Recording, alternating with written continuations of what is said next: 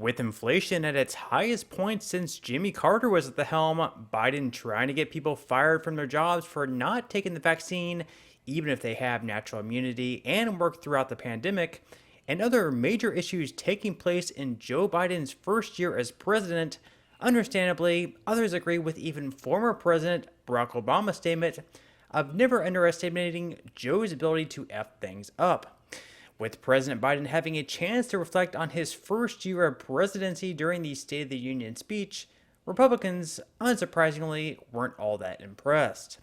Here is Senator Rand Paul saying the State of the Union is, frankly, pretty poor. Watch. Tonight you heard a speech by someone who doesn't know what's going on in the Union, or at least is hoping you don't know. What is the State of the Union? Russia's invasion of Ukraine has led to the worst crisis in Europe since World War II. Massive inflation is everywhere, the likes of which we haven't seen since the malaise of Jimmy Carter. Parents are frustrated by almost 2 years of bureaucrats messing with their kids' schooling. Everyday Americans see their freedom, jobs, and livelihoods stolen from them by petty tyrants drunk on power with lockdowns and mandates. The State of the Union is frankly pretty poor, and Americans are largely unhappy with Biden's performance. Our 2 years of lockdowns, ballooning national debt, and out-of-control inflation threatens our very national security. Congress added trillions of dollars in new debt to pay people to stay home from the lockdowns that Congress mandated. When gas goes up every day, when food prices increase weekly, these are signs of real trouble. Of course, that's if you can even get the food. Supply chain issues from our COVID policies have continued to bring empty shelves, late deliveries of just about every item in our economy, from meat to used cars, from raw materials to boatloads of goods. The delays are ongoing. Economic issues are only part of the problem, though. Parents are being told they're not in charge of their kids' education. Issues such as critical race theory and extreme gender are brought into their small children's classrooms. That's if their kids are even meeting in person in a classroom at all.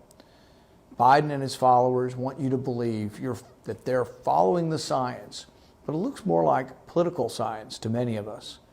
Dr. Fauci wants you to triple mask, double vaccinate your 5-year-old and hide in your basement. That may be okay for a 40-year-old government bureaucrat making nearly $500,000, but it's not so easy for everyone else.